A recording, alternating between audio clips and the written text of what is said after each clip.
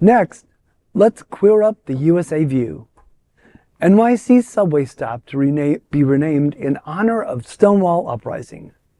New York City is set to make history by renaming a subway station to commemorate the pivotal 1969 Stonewall Uprising, a watershed moment in the LGBTQ+ civil rights movement. The state Senate recently approved a bill paving the way for the renaming of the Christopher Street Sheridan Square subway station on the 1 line in Lower Manhattan to the Christopher Street Stonewall National Monument Station. Located near the iconic Stonewall Inn bar, the station's renaming honors the historic significance of the area.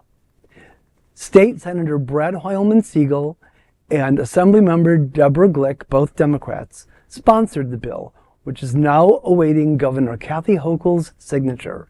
The subway stop lies in Greenwich Village, a historically gay neighborhood, which is adjacent to Christopher Park. The park features statues by sculptor George Siegel, symbolizing liberation and, later, the loss endured during the AIDS epidemic. In addition to this renaming, the National Park Service has announced plans to open the Stonewall National Monument Visitor Center next to the Stonewall Inn in 2024. This center will be the first LGBTQ+ visitor center in the national park system, offering immersive experiences and educational programs and serving as an office for park rangers. Anne-Marie Gattard, a board member of the LGBTQ+ cultural advocacy group Pride Live, expressed hope that the center would inspire future leaders by capturing the spirit of the Stonewall era.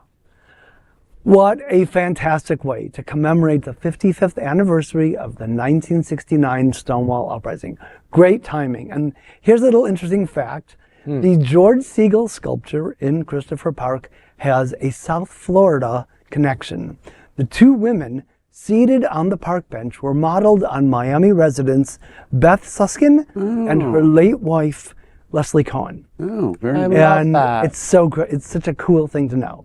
It's such a cool location, too. That subway station is sort of already known to be iconic with the surrounding shops. That Starbucks right up there Because is we used to massive. cruise it so much, by the way. So it's sort of We. My first comment was, what took so long? Yeah. You know, Right. but it is a nice nod. I found it ironic, and please correct me if I'm wrong, but didn't we just do a story in here like 2 weeks ago about the National Park Service and their own Don't Say Gay or Well, they were Don't about Wear the Pride Parade. They were going to be excluded. So it's ironic now that they are the ones coming in here, the National Park Service, to commemorate, and they just had that going on. But I love this. As a New Yorker, I'm happy to see this. You know, it gives me some sadness and then a lot of joy. The sadness first.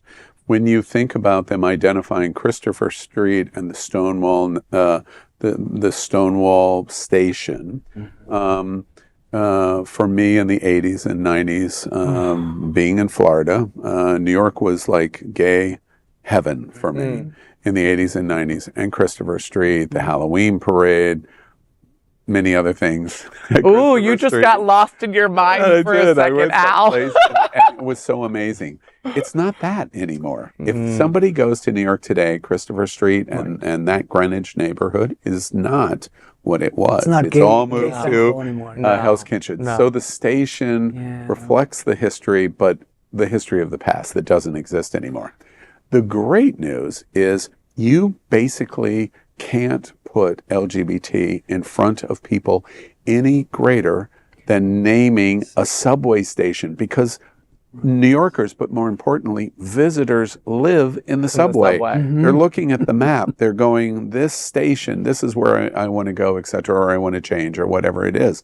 And imagine any other way that you can put yourself in one of the greatest travel destination cities in the world, and the Christopher Street, Stonewall, National, that there hub. it is. Yeah, right that there. hub. But I hope that when they see that name, that they do the research. Yeah. Like, what does this mean?